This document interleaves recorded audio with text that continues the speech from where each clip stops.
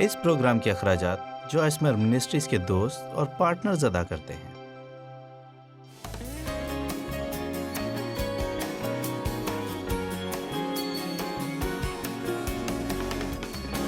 اب میں وہ بات کہنے جا رہی ہوں جو شاید مجھے نہیں کہنی چاہیے، لیکن مجھے ہر حال میں یہ بات کہنی ہے۔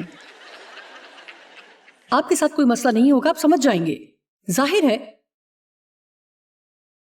ہے ہمیں گناہ کو بہت سنجیدگی سے لینے کی ضرورت ہے۔ معذرت کے ساتھ کہنے دیجیے کہ میں اس بات سے کیا کہنے کی کوشش کر رہی ہوں، لیکن میں سمجھتی ہوں کہ ہم کچھ چیزوں کے معاملے میں بہت فکر مند ہوتے ہیں۔ یہ ایسے ہی ہے جیسے میں ہر صبح اٹھ کر آپ کو بتاؤں کہ میں ہر روز کامل ہونا چاہتی ہوں۔ میرا مطلب ہے مجھے پسند ہے کہ ہر روز 100% درست کام کروں، جو خدا چاہتا ہے کہ میں کروں، اور جب میں اٹھتی ہوں تو میرا منصوبہ یہ ہوتا ہے، لیکن یہ زیادہ دیر نہیں چلتا، لیکن یہ میرا منصوبہ ہے۔ آپ میں سے کتنے لوگ یہ جانتے ہیں کہ بستر سے اٹھنے کے بعد تک ہم کب تک واقعی پاک رہتے ہیں، اور یہ پاکی اس کی برقرار رہتی ہے۔ لیکن دیکھیں، خدا ہمارے دلوں کو دیکھتا ہے، وہ دیکھتا ہے کہ آپ کیا چاہتے ہیں، اور میں اسی وقت آپ کو بتا سکتی ہوں آپ کی یہ خواہش، یہ نیک دلی خدا کے نزدیک اس کی نسبت زیادہ اہم ہے کہ آپ کبھی کبھار کوئی غلطی کرتے ہیں یا نہیں۔ جیسے ہی میں کوئی غلط کام کرتی ہوں تو خدا اس پر انگلی رکھتا ہے اور میں اس پر شرمندہ ہوتی ہوں، مجھے افسوس ہوتا ہے۔ میں ایسی غلطی نہیں کرنا چاہتی، میں ایسے رہنا نہیں چاہتی، میں ترقی کرنا چاہتی ہوں، میں بدلنا چاہتی ہوں۔ لیکن میں آپ کو بتاتی ہوں، میں اپنی زندگی میں کئی برس تک احساس جرم اور ملامت کا شکار رہی۔ میرا مطلب ہے، میں نے جب یہ کہا تو سب ہنس پڑے، لیکن یہ سچ ہے۔ اگر مجھے برا محسوس نہیں ہوگا تو اس کا مطلب یہ نہیں کہ میں اچھا محسوس کروں گی۔ میرا مطلب ہے کہ میں برا محسوس کرنے کی اتنی عادی تھی اور خود کے بارے میں غلط رائے رکھتی تھی کہ جیسے خدا ہر وقت مجھ سے خفا رہتا ہے۔ اور پھر جب میں نے اپنے بارے میں اچھا محسوس کر کے سوچنا شروع کیا تو میں نے سوچا کہ ایسا محسوس کرنا گناہ ہے، مجھے برا محسوس کرنا چاہیے۔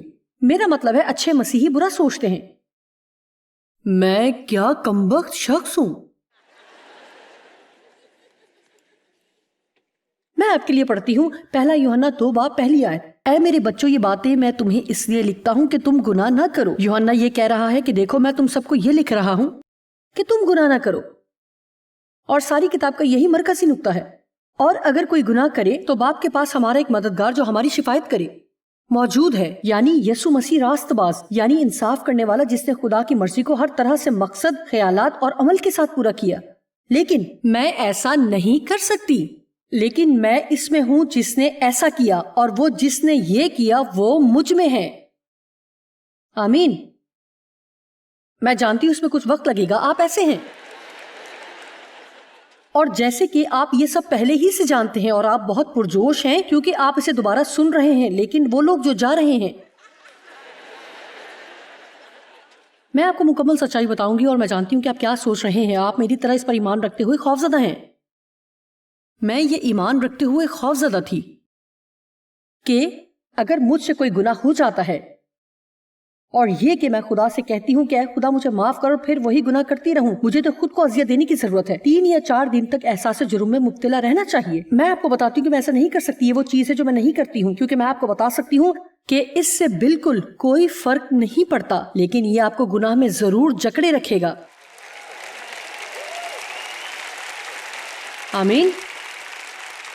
میں بہت عرصے تک افسوس میں رہی، لیکن مجھے احساس جرم نہیں ہوا۔ اس میں فرق ہے۔ میں کبھی بھی خدا کو مایوس کرنا نہیں چاہتی، میں ہمیشہ وہ کرنا چاہتی ہوں جو وہ چاہتا ہے کہ میں کروں۔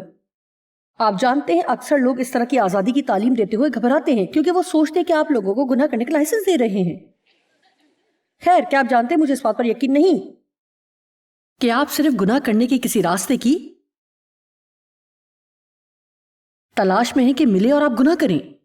مجھے اس پر یقین نہیں۔ آج شام آپ اس کانفرنس میں آئے ہیں کیونکہ میں سمجھتی ہوں کہ آپ کو پہلے سے معلوم ہے کہ یہ وہ نہیں جو آپ مجھ سے چاہتے ہیں۔ آمین۔ کوئی بھی اپنی نوکری سے چھٹی لے کر اس لیے سفر نہیں کرتا۔ میرا مطلب ہے آپ نے سفر پر پیسے خرچ کیے ہیں، ہوٹل میں رکتے ہیں، اور آپ نے یہ اس لیے نہیں کیا کہ آپ گناہ کرنے کا بہانہ تلاش کر رہے ہیں، بلکہ آپ ایسے شخص بننا چاہتے ہیں جو خدا چاہتا ہے کہ آپ بنیں۔ اور میں یہاں آپ کو بتانا چاہتی ہوں کہ خدا آپ کے دل پر نظر کرتا ہے۔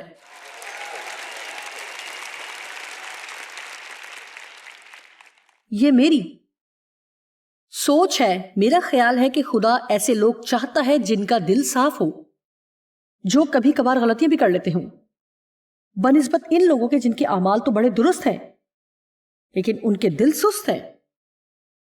آمین۔ پہلا یوحنا 1:9 اگر آزادی سے اپنے گناہوں کا احکام توڑنے کا اقرار کریں تو وہ ہمارے گناہوں کے معاف کرنے اور ہمیں ساری ناراضگی سے پاک کرنے میں سچا اور عادل ہے، اپنی ذات میں راست ہے، اور مجھے یہ ایمپلیفائڈ بائبل میں بہت پسند ہے اور مسلسل تمام ناراضگی سے پاک کرتا ہے۔ میرا خیال ہے کہ اگر وہ ہمیں مسلسل صاف کرتا ہے تو پھر مجھے مسلسل اس کی ضرورت ہے۔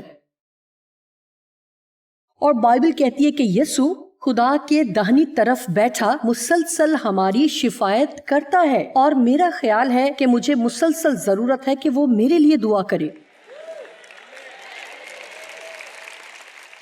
ٹھیک ہے، آزادی بہت خوبصورت چیز ہے، مگر اس کے ساتھ ایک بڑی ذمہ داری بھی ہے۔ آپ میں سے کتنے متفق ہیں؟ آزادی نہ صرف یہ کہتی کہ میں جو چاہوں کر سکتی ہوں، بلکہ کہتی کہ مجھے اپنے اعمال کی ذمہ داری بھی لینی ہے، اور آج کل ہمارے معاشرے میں اس بات کی بہت زیادہ کمی ہے۔ آج کل بہت سے لوگ جو سوچتے ہیں کہ بہت سی چیزوں پر ان کا حق ہے، وہ ملازمت پر آ کر وہاں سے آغاز کرنا چاہتے ہیں جہاں پہنچنے میں شاید آپ نے 30 برس لیے ہیں، اور میں یہ نہیں کہہ رہی کہ سب ایسے ہیں، لیکن آج دنیا میں بہت سے لوگ ایسے ہیں، وہ کچھ بھی کمانا نہیں چاہتے، وہ چاہتے کہ انہیں بس سب کچھ دے دیا جائے۔ اور کیا میں آپ کو ایک راز کی بات بتا سکتی ہوں کہ اگر آپ کو یہ سب دے بھی دیا جائے تو آپ کو جو دیا گیا ہے آپ اس کی کبھی قدر نہیں کر سکیں گے۔ میرا نہیں خیال کہ آپ ایسا کر سکیں گے۔ میں نہیں سمجھتی آپ اس بات کو سراہیں گے کہ خدا نے آپ کے لیے کیا کیا۔ اگر آپ کو اس چیز کی خواہش نہ کرنی پڑے، اس کا انتظار نہ کرنا پڑے، یا اسے حاصل کرنے کے لیے اپنے حصے کا کام کرنا پڑے، یہ خدا کا طریقہ نہیں ہے۔ اگر آپ کو معلوم ہوتا کہ میں کتنے عرصے سے منادی کر رہی ہوں اور لوگوں کو تعلیم دے رہی ہوں، میں نے بہت سی مالی ضروریات کا سامنا کیا اور اس کام کے لیے کبھی پیسے نہیں ملے تھے۔ شاید کبھی کوئی رضاکارانہ طور پر کام کرنے والا مل جاتا تھا۔ آپ کو دیکھنا چاہیے کہ ہمیں اپنی کانفرنس کے لیے رضاکار حاصل کرنے کے لیے کیا کچھ کرنا پڑتا ہے۔ بعض اوقات ہمیں 5000 لوگوں سے رابطہ کرنا پڑتا ہے کہ 100 رضاکار حاصل کریں۔ جی ہاں، یہ ایسے ہی ہے۔ آپ جانتے ہیں کہ آپ کو اس بات کو سمجھنے کی ضرورت ہے کہ ہم جو بھی کام کریں ضروری نہیں کہ اس کے لیے پیسے ملے۔ ہمیں سیکھنے کی ضرورت ہے کہ کیسے خدمت کریں اور دیں اور باعث برکت ہوں اور خدا کے لیے سب کچھ کریں۔ اور میں خاص طور پر ان رضاکاروں کی تعریف کروں گی جو ہماری میٹنگز میں کام کرتے ہیں، کیونکہ آپ ایسے لوگوں کے بغیر جو نظم و ضبط سنبھالے میٹنگ نہیں کر سکتے ہیں۔ لہٰذا آزادی محض یہ نہیں کہ میں جو چاہوں کر سکتی ہوں، بلکہ وہ اپنے اعمال کی ذمہ داری اٹھانے کو بھی رضامند ہوں۔ پہلا پطرس 2:16۔ اور اپنے آپ کو آزاد جانو، مگر اس آزادی کو بدی کا پردہ نہ بناؤ، بلکہ اپنے آپ کو خدا کے بندے جانو۔ کیا آپ کو یہ پسند نہیں؟ پطرس کہہ رہا ہے کہ دیکھو تم آزاد ہو، یسوع آپ کو آزاد کرنے کے لیے آیا ہے۔ اب آپ آزاد لوگوں کی طرح زندگی گزاریں، لیکن اپنی آزادی کو بدی کا پردہ نہ بناؤ اور دوسروں سے بدسلوکی کا جواز نہ بنائیں۔ محبت سب چیزوں پر غالب آ جاتی ہے۔ میں چاہتی ہوں کہ باقی وقت میں آزادی پر مزید بات کروں، اور وہ بھی ایک حصے میں جد و جہد سے آزادی۔ اگر میں آج رات اس کمرے میں مائکروفون لے کر چلوں، اس سے پہلے کہ بات آگے بڑھیں اور آپ سے پوچھوں کہ آپ کس بات سے جد و جہد میں مصروف ہیں، تو شاید زیادہ تر اس طرح کے مسائل سامنے آئیں گے، جیسے کہ میں اپنے خاوند سے اور بیوی کے معاملے میں پریشان ہوں، بچوں کے لیے پریشان ہوں، مالی طور پر، اور اپنے وزن سے تنگ ہوں، اپنی ملازمت کے معاملے میں جد و جہد میں ہوں۔ آپ جانتے ہیں جد و جہد ہم اس لیے نہیں بنائے گئے، یسوع اس لیے نہیں ہوا کہ ہم ہر وقت جد و جہد کے بندھنوں میں بندھے رہیں اور ہمیشہ ہی کسی نہ کسی چیز سے کشتی کر رہے ہوں۔ اس جد و جہد کا تریاق صرف ایک چیز ہے، اور وہ ہے ایمان۔ ایمان رکھنا، کیونکہ ایمان رکھنا ہمیں خدا کے آرام میں داخل کرتا ہے، اور خدا کا آرام وہ جگہ ہے جس کے بارے میں ہم آج بات کریں گے، جہاں ہم آزاد ہیں اور آپ پر کوئی پابندی نہیں ہے، اور آپ کو کوئی فکر نہیں ہے، اور آپ زندگی سے لطف اندوز ہو رہے ہیں، آپ دوسروں کی پرواہ کرتے ہیں۔ جو چیز ہمیں جدوجہد کرنے پر مجبور کرتی ہے وہ یہ ہے کہ ہم ایمان کے بغیر خود سے کچھ کرنے کی کوشش کرتے ہیں، بجائے اس کے کہ خدا پر ایمان رکھیں۔ کوئی ایسا کام کرنے کی کوشش نہ کریں جس کے لیے پہلے آپ خدا کی مدد نہ مانگیں۔ وہ دعا ہمیں اکثر مانگنی چاہیے اور سب کو مانگنی چاہیے، وہ ہے خدا میری مدد کر۔ اور شاید ضرورت ہے کہ میں نہیں جانتی کتنی مرتبہ، شاید بے شمار مرتبہ، ایک دن میں بے شمار مرتبہ ہمارا دل خدا کی طرف مڑے اور کہے کہ میری مدد کر۔ مجھے امید ہے کہ آپ ایسا نہیں سوچتے ہوں گے کہ میں کبھی یہاں خدا سے مدد مانگے بغیر آئی ہوں، کیونکہ یقیناً ایسا کبھی نہیں ہوا، اور اگر کبھی ایسا ہوتا تو مجھے امید ہے کہ وہ مجھے اس پلیٹ فارم سے نیچے اتار لاتا۔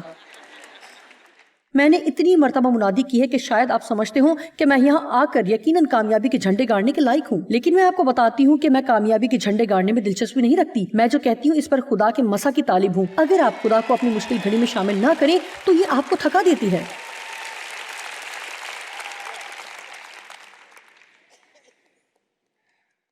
جدوجہد آپ کو تھکا دیتی ہے۔ جب آپ جدوجہد اور کوشش کرتے تو کچھ ایسا کرنا چاہ رہے ہوتے جو نہیں ہو رہا ہوتا۔ کتنے ہی برس میں نے خود کو بدلنے کی کوشش کی، ڈیو کو بدلنے کی کوشش کی، بچوں کو بدلنے کی کوشش کی۔ مجھے کھیلوں سے نفرت تھی اور ڈیو کو محبت۔ اس جنوری میں ہماری شادی کو 50 سال ہو جائیں گے اور وہ ابھی بھی ان سے محبت کرتے ہیں، بلکہ اس میں کچھ اضافہ ہو گیا ہے۔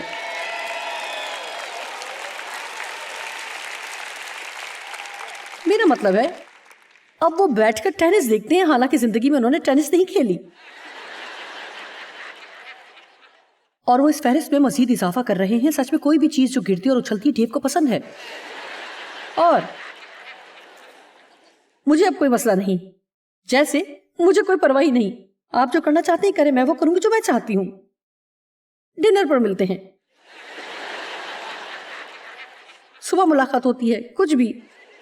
اور آپ جانتے ہیں میں اس وقت آپ کو بتا سکتی ہوں، اب سنیے، ایسی زندگی جینے کے لائق نہیں جو ہر وقت گانٹھوں میں بندھی ہو، پریشان حال اور کسی چیز کی جدوجہد میں رہے۔ جب میں اس پلپٹ پر سر جھک کر آپ کو دیکھتی ہوں تو یہ میری ممتا کی نظر ہے، اور میں اس میں بہت اچھی ہوں۔ آپ جانتے ہیں آپ کی ماں پر کیسی نظر رکھتی ہے۔ پلیز زندگی کو صرف جدوجہد، پریشانی کی زندگی کے طور پر قبول نہ کریں، اور ہمیشہ وہ ٹھیک کرنے کی کوشش نہ کرتے رہیں جو صرف خدا ٹھیک کر سکتا ہے۔ اس سے بری کوئی چیز نہیں کہ ہم وہ کرنے کی کوشش کریں جو صرف خدا کر سکتا ہے۔ آمین۔ اصل بات یہ ہے کہ اگر خدا یہ کام نہیں کر رہا تو آپ بھی نہیں کر سکتے۔ اگر خدا آپ کو کچھ کرنے کو دیتا ہے تو وہ کریں، لیکن پوری بات یہ ہے کہ جب خدا آپ کو کچھ کرنے کو کہے گا تو وہ آپ کو پاک روح کی طاقت بھی بخشے گا کہ اسے کریں، اور تب یہ کام آپ کے لیے مشکل اور جدوجہد کے ساتھ نہیں رہے گا۔ میں جو کرتی ہوں اس پر محنت کرتی ہوں، لیکن میں اسے کرنے میں جدوجہد اور تردد نہیں کرتی۔ کئی برس پہلے ایسا تھا، لیکن اب نہیں۔ اگر میں اس دباؤ پر قابو نہ پاتی تو شاید بہت پہلے مر چکی ہوتی۔ آپ کو اپنی زندگی سے لطف اندوز ہونے کی ضرورت ہے۔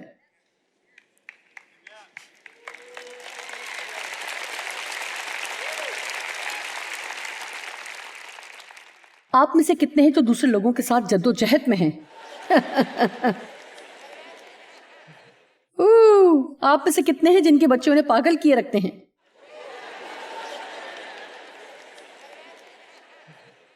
کیا آپ جانتے ہیں میرے 4 بچے ہیں جن کے متعلق میں سوچتی ہوں 4 میں سے 3 ایسے تھے کہ مجھے لگتا تھا مجھے مار دیں گے، اور مجھے یقین تھا کہ وہ کبھی اپنے پاؤں پر کھڑے نہیں ہو سکیں گے اور اپنا خیال نہ رکھ پائیں گے اور کوئی ایسی چیز نہیں کر پائیں گے جس سے وہ منسلک ہو سکیں۔ میرا چھوٹا بیٹا جو اب 36 برس کا ہے، اور میں سوچتی تھی کہ یقیناً ساری زندگی مجھے اس کا خیال رکھنا پڑے گا۔ میرا مطلب ہے کہ اس بچے کو اسکول میں سنبھالنا بہت ہی مشکل تھا، اور اب وہ ہماری منسٹری کا چیف ایگزیکٹو ہے۔ یہ بہت دلچسپ ہے۔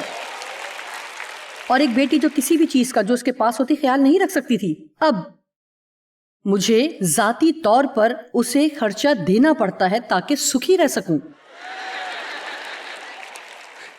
میں آپ کو کچھ بتاتی ہوں، آپ ان چیزوں کے لیے پریشان ہوتے ہیں جن کا آپ کچھ نہیں کر سکتے، اور اگر آپ پریشان ہونے کی بجائے دعا کرنے لگے تو آپ حیران ہوں گے کہ کس طرح خدا ان چیزوں کا خیال رکھے گا۔ میری بات سنیں، بوڑھے لوگوں میں کمال کی بات ہوتی ہے کہ وہ زیادہ جانتے ہیں۔ ہم سب ہی کہتے ہیں کہ کاش ہم پھر سے جوان ہو جائیں اور وہ سب کچھ جانیں جو آپ جانتے ہیں۔ خیر ایسا ہوتا نہیں ہے، لیکن ایک چیز جو آپ کر سکتے ہیں وہ یہ کہ جو کچھ آپ نے سیکھا ہے اسے دوسروں کو بتائیں، اور شاید وہ نہ سنیں، میں نہیں جانتی، لیکن آپ پھر بھی کوشش کر سکتے ہیں۔ عبرانیوں 4:10 اور 11، کیونکہ جو اس کے آرام میں داخل ہوا اس نے بھی خدا کی طرح اپنے کاموں کو پورا کر کے آرام کیا۔ واو! پس آؤ ہم اس آرام میں داخل ہونے کی کوشش کریں تاکہ ان کی طرح نافرمانی کر کے کوئی شخص گر نہ پڑے۔ کہنے کا مطلب، اگر آپ کسی چیز کے ساتھ جد و جہد میں ہیں تو پوری کوشش کر کے سیکھیں کہ خدا کے ساتھ آرام میں کس طرح داخل ہوتے ہیں، اور خود سے تجربہ کرو تاکہ ان کی طرح نافرمانی کر کے کوئی شخص گر نہ پڑے، جیسا کہ انہوں نے بیابان میں کیا تھا۔ یقین آپ کو خدا کے آرام تک لے جاتا ہے۔ یقین رکھنے کا مطلب ہے قائل ہونا یا اعتماد رکھنا۔ میں آپ کو کچھ بتانا چاہتی ہوں جو میرے خیال میں بہت خوبصورت ہے۔ بائبل میں یقین کا لفظ بہت ہی اہم لفظ ہے، اور یہ ایمان کا مترادف ہے، لیکن ان میں بہت تھوڑا سا فرق ہے۔ ایمان وہ چیز ہے جو خدا ہمیں بخشتا ہے۔ خدا ہر ایک شخص کو اندازے کے موافق ایمان بخشتا ہے، لہٰذا ایمان ہر شخص کے پاس موجود ہے، ہم کو اس کو استعمال کرنے کا انتخاب کرنا ہے۔ لیکن یقین کرنے نہ کرنے کا انحصار ہم پر ہے، اور اس میں بہت سی سوچ بچار شامل ہوتی ہے کہ ہم نے کیا فیصلہ کرنا ہے، کہ چیزوں کو کس طرح دیکھیں گے، اور کہ اپنے حالات کے متعلق میں کیا یقین رکھوں گی۔ بالکل اسی طرح جیسے کسی بھی شخص میں بہترین چیزوں پر یقین کرنا۔ جب میں پچھلے ہفتے کے واقعے کے سبب سے خفا ہوئی، خود پر قابو پانے کی کوشش کر رہی تھی، جو میں نے کی وہ یہ تھی، میں نے کہا اے خدا، میں بہترین پر یقین رکھنے کا انتخاب کروں گی۔ یہ کوئی ایسی چیز نہیں جو خدا نے میرے اندر انڈیلی تھی، بلکہ میں نے بہترین کا یقین کرنے کا انتخاب کیا، کیونکہ اس کا کلام مجھے ایسا کرنے کو کہتا ہے اور مجھے یہی کرنا ہے۔ اور میں جانتی ہوں کہ اگر میں لوگوں کی برائی پر یقین کروں گی اور ان پر شک کروں گی تو میں خود کو اذیت میں مبتلا کروں گی، لیکن اگر میں اچھائی اور بہترین پر یقین کروں گی، چاہے ان کی نیت بری ہی ہو، اگر میں بہترین کا یقین کرتی ہوں تو میں خوش ہوں گی۔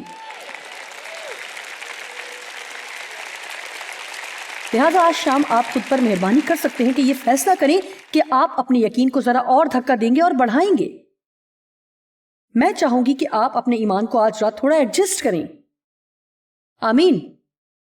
کیا آپ میں سے کوئی سوچ سکتا ہے کہ کہاں اس کے یقین کو شاید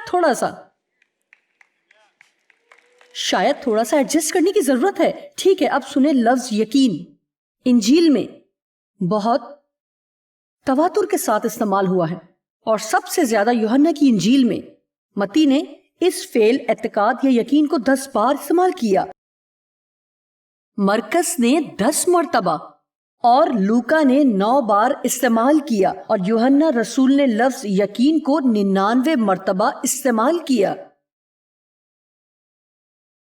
99 مرتبہ۔ اب دلچسپی کی بات یہ ہے، یہی وہ شاگرد ہے جو ہر وقت یسوع کی رفاقت میں رہتا ہے، یسوع کے ساتھ ساتھ رہتا ہے، اور اس کا سر یسوع کی چھاتی پر تھا۔ وہ اپنے بارے میں کہتا ہے، جو انجیل اس نے لکھی اس میں اپنے متعلق لکھتا ہے، میں وہ شاگرد ہوں جس سے یسوع محبت رکھتا تھا۔ اب آپ دلیرانہ یقین کی بات کر رہے ہیں۔ کیا آپ تصور کر سکتے ہیں کہ اگر میں کوئی ایسی کتاب لکھوں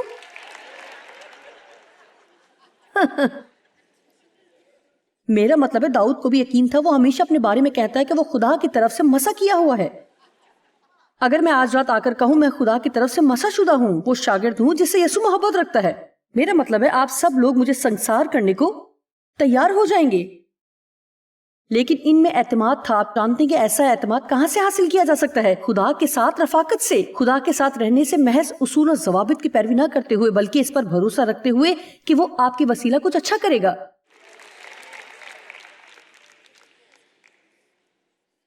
لیکن چوائس مجھے ضرور کوشش کرنی ہے۔ میں آپ سے یہ نہیں کہہ رہی کہ آپ کو اس میں کسی طرح کی کوشش نہیں کرنی، لیکن یہاں جسمانی کوششوں اور پاک روح کی کوششوں میں فرق ہے۔ اور جب آپ جدوجہد کرنا شروع کرتے ہیں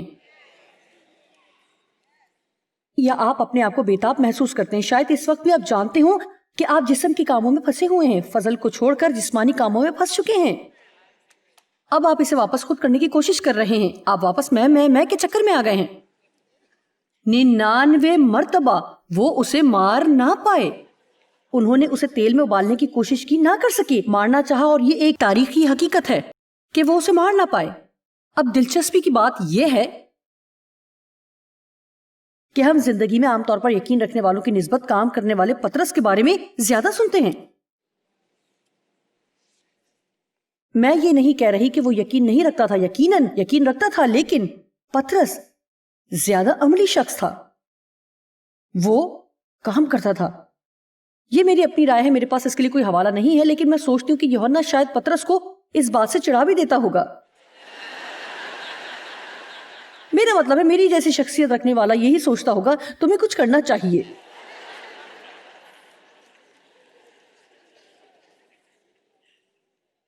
آپ جانتے ہیں کہ میں بھی بہت عملی شخصیت رکھتی ہوں اور ڈیو یقین رکھنے والے، اور دلچسپ بات یہ ہے کہ آپ شاید ڈیو کے بارے میں مجھ سے زیادہ سنتے ہیں، لیکن میں وہ تھی جو جدوجہد کر رہی تھی اور ڈیو آرام اور سکون میں تھے۔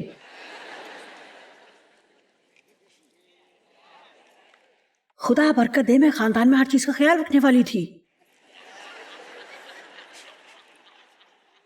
میں ہمیشہ بھاگ دوڑ میں لگی رہتی اور چیزوں کو ٹھیک کرنے کے چکر میں رہتی اور ڈیو صرف ایمان پر چلتے۔ پطرس کی شخصیت بڑی حاکمانہ تھی۔ میں نے یہ لکھا ہے کہ اچھا تھا کہ پطرس کی شخصیت حاکمانہ تھی، لیکن یوحنا تھا جو قریبی اور گہرا رشتہ رکھتا تھا۔ آپ کو ان خاموش لوگوں کے بارے میں محتاط ہونے کی ضرورت ہے۔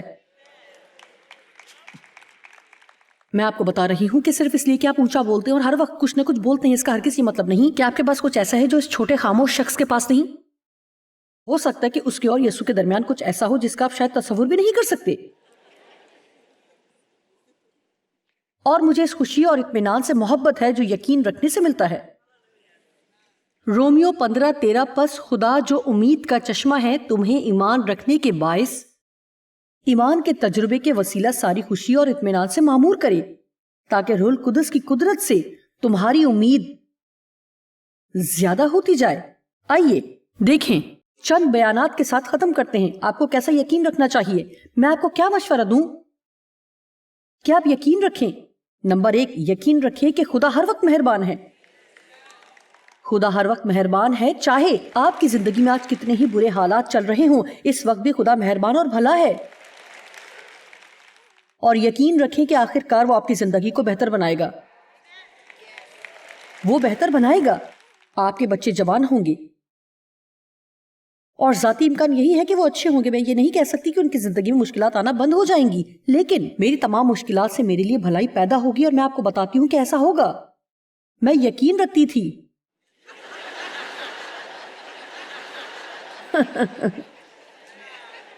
آمین۔ کہ خدا آپ کے مسائل سے کہیں بڑا ہے اور اس کے نزدیک کوئی بات ناممکن نہیں۔ یقین رکھیں کہ کسی بھی لمحے آپ کے حالات بدل جائیں گے۔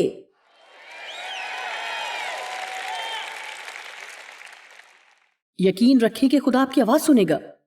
کبھی دوبارہ یہ نہ کہیں کہ کاش میں کبھی خدا کی آواز سن سکتا۔ کبھی ایسا نہ کہیں۔ آپ کہیں میں خدا کی آواز سنتا ہوں، میں پاک روح کی رہنمائی میں چلوں گا۔ یاد رکھیں وہی ملتا ہے جس کا آپ یقین کریں گے۔ یقین رکھیں کہ خدا آپ کی دعائیں سنتا ہے اور اس کے جواب کی توقع رکھیں۔ اس بات کا یقین کریں کہ خدا کی شفا بخش قدرت آپ میں کام کر رہی ہے اور آپ مکمل صحت یاب ہو جائیں گے۔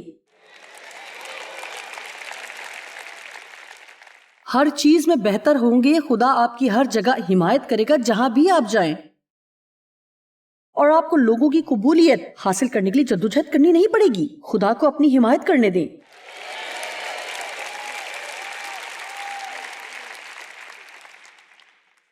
یقین رکھیں کہ خدا آپ کی زندگی اور آپ کے پیاروں کی زندگی میں کام کر رہا ہے، اور آپ ہر وقت تبدیل ہو رہے ہیں، بہتر سے بہتر ہوتے جا رہے ہیں اور بہترین ہوتے جا رہے ہیں۔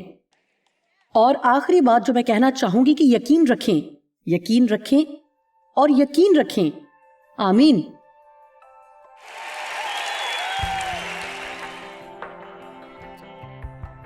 خیر، آپ جدوجہد سے آزادی حاصل کر لیں گے، لیکن آپ یہ خود سے نہیں کر سکتے۔ حقیقی آزادی صرف خدا کے کلام کو پڑھنے اور مسیح یسوع کے ساتھ ذاتی رشتہ قائم کرنے سے آتی ہے۔